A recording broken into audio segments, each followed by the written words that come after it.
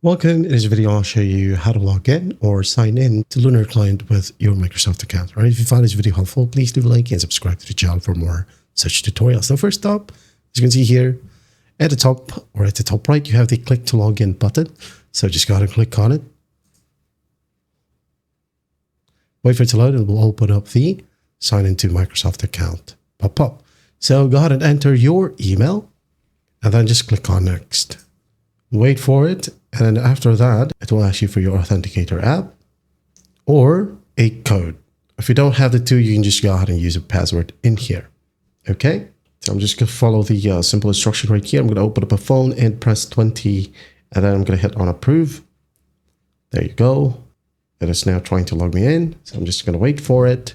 And as you can see here, the pop-up is now gone, and it says you successfully signed in. At the top, you have here your user profile. All right, you can switch account by just click on switch right here and add another Microsoft account if you want to. But that's it for now. That's how simple it is to log into Lunar Client with a Microsoft account. I hope this video helps, and I'll see you in the next one.